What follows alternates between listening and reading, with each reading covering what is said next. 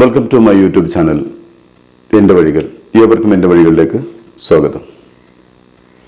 ഇതുവരെ എൻ്റെ channel subscribe ചെയ്യാത്തവർ സബ്സ്ക്രൈബ് ചെയ്യുക. എൻ്റെ വീഡിയോ ഇഷ്ടമായാൽ ലൈക്ക് ചെയ്യുക.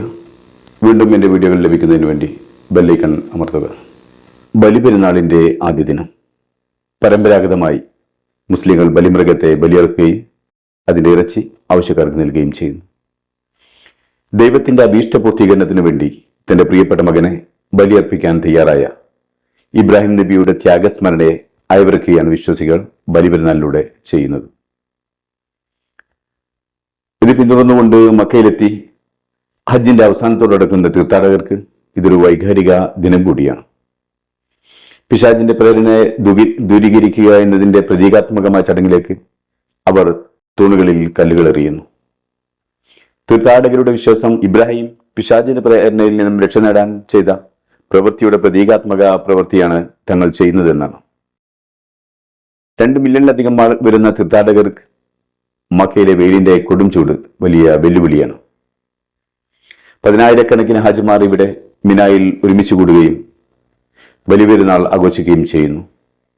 കൂടാതെ അവർ പ്രതീകാത്മകമായി പിശാചിനെ കല്ലെറിയുന്നു.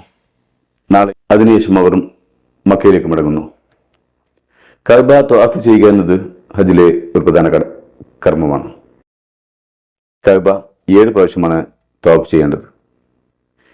ഈ തീർത്ഥയാത്ര അവരെ കൂടുതൽ വിനയമുള്ളവരാക്കി തീർക്കുകയും ഈ ലക്ഷ്യബോധത്തിലുള്ള യാത്ര ജീവിതത്തിന്റെ പുതിയ അധ്യായത്തിന്റെ തുടക്കം കുറിക്കുകയും ചെയ്യുകയാണ്. മതപരമായ ചടങ്ങുകൾ നടക്കുന്ന ഓരോ സ്ഥലങ്ങളിലെത്തുമ്പോഴും അവരുടെ വികാരങ്ങൾ ആവേശങ്ങളും വർദ്ധിച്ചു വരുന്നതായി കാണാം. മിനായിൽ, സഫ മർവയിൽ, ജംറയിൽ ബലിയർപ്പിക്കുന്നിടത്ത് തവാഫിൽ എല്ലായിടത്തും വിശ്വാസികൾ കൂടുതൽ ആത്മവിശ്വാസത്തോടെയും വികാര വായ്പോടെയും ഭയഭക്തിയോടുകൂടിയും നിലകൊള്ളുന്നത് നമുക്ക് കാണാനാകും. പലരും നീണ്ടകാലത്തെ കാത്തിരിപ്പിനൊടുവിലോ നീണ്ടകാലത്തെ ഒരുക്കുകൂട്ടിവെക്കലിനൊടുവിലുമാണ് ത്യാഗസന്നദ്ധമായ മനസ്സുമായി ഇവിടെ എത്തുന്നത്. ഇതിലെ ഏറ്റവും പ്രധാനപ്പെട്ട സവിശേഷത മുസ്ലിം സമുദായത്തിന്റെ ഐക്യത്തെ ഇത് ഊട്ടിയുറപ്പിക്കുന്നു എന്നതാണ്. ഇവിടെ കറുത്തവനോ വെളുത്തവനോ ഇല്ല, പാവപ്പെട്ടവനോ പണക്കാരനോ ഇല്ല, അറബിയും അനറബിയുമില്ല, ദേശമോ ഭാഷയോ വേർതിരിവോ ഉണ്ടാക്കുന്നില്ല. എല്ലാം ഇവിടെ തുല്യരാണ്. ഇവിടുത്തെ ഓരോ കർമ്മങ്ങളും അതിന്റെ നിയമാനുസൃതം ചെയ്യണമെങ്കിൽ പൂർണ്ണ ആരോഗ്യവാനായി ഇരിക്കുക തന്നെ വേണം. അതുകൊണ്ടായിരിക്കണം ഇസ്ലാം ആരോഗ്യമുള്ള സമയത്ത് ഹജ്ജ് കർമ്മം നിർവഹിക്കണമെന്ന് അനുശാസിക്കുന്നത്. അൽ ജസീറയുടെ റിപ്പോർട്ടർ വിശദീകരിക്കുന്ന നമ്മൾക്ക് കേൾക്കാനാവും. പ്രതീകാത്മകമായി പിശാചിനെ കല്ലെറിയുന്നവർ ആ കാണുന്ന പാലത്തിന്റെ താഴ്ഭാഗത്തു കൂടെ പോയി ആ വലിയ ടെന്റുകൾ ചുറ്റി വേണം ആ തൂണുകളിലേക്ക് കല്ലെറിയാനെത്താൻ. ഇതിന്ന് നാളെയും ഒക്കെയായി തുടർന്നുകൊണ്ടിരിക്കും. അതുകൊണ്ട് തന്നെ അല്പം ശാരീരിക ബുദ്ധിമുട്ടുകളുള്ളവർക്ക് ഇത് പ്രയാസമായിരിക്കും. മാത്രമല്ല ശാരീരിക ക്ഷമത കുറവുള്ളവർക്ക് ചൂട് സഹിക്കാനും വളരെയധികം പ്രയാസമായിരിക്കും.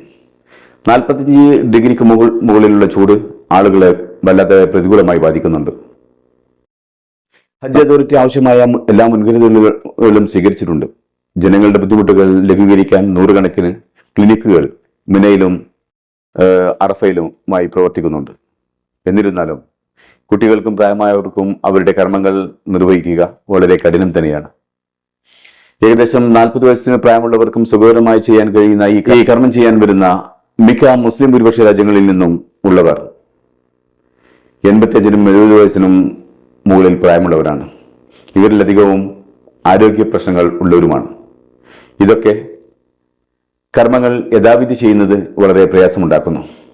മാത്രമല്ല കൂടുതൽ ദൂരത്ത് താമസിക്കുന്നവർക്ക് കർമ്മസ്ഥലത്ത് എത്തിപ്പെടുവാൻ വളരെയധികം പ്രയാസവുമുണ്ട്. വിശ്വാസികൾ യഥാവിധി ഹജ്ജ് കർമ്മങ്ങൾ ചെയ്യുന്നതും കർമ്മങ്ങളിൽ മറ്റുള്ളവർ പറയും പോലെ കാലാനുസൃതമായ മാറ്റങ്ങൾ വരുത്താതെ പഴയപടി തുടരുന്നതും ദൈവത്തിലുള്ള അചഞ്ചലമായ വിശ്വാസം ഊട്ടിയുറപ്പിക്കുന്നതിനും ആ വഴി പാരത്രിക മോക്ഷത്തിനും വേണ്ടിയാണ്. ഈ കർമ്മങ്ങൾ ചൂടിലും വെയിലിലും കൃത്യമായി ചെയ്യുന്നത് എന്തിനെന്ന ചോദ്യത്തിന് വിശ്വാസികൾ നൽകുന്ന ഉത്തരം ഞങ്ങൾ ഇബ്രാഹിമിന്റെ കർമ്മ പാരമ്പര്യമാണ് പിന്തുടരുന്നതെന്നും അത് കഴിയുന്നത്ര ആയിരിക്കണമെന്നും ഞങ്ങൾ ആഗ്രഹിക്കുന്നുവെന്നുമാണ് അവർ നൽകുന്ന ഉത്തരം. ഹജ്ജ് യാത്രയിലുടനീളമുള്ള പ്രയാസങ്ങളും മറ്റു പ്രതിസന്ധികളും തൃണവൽക്കരിക്കുന്നത് നാളെ മരണശേഷം പരലോകത്ത് അറിയിക്കപ്പെടുന്ന പരലോകത്ത് അവർക്ക് കിട്ടാനുള്ള പ്രതിഫലത്തെ പ്രതീക്ഷിച്ചുകൊണ്ട് മാത്രമാണ്.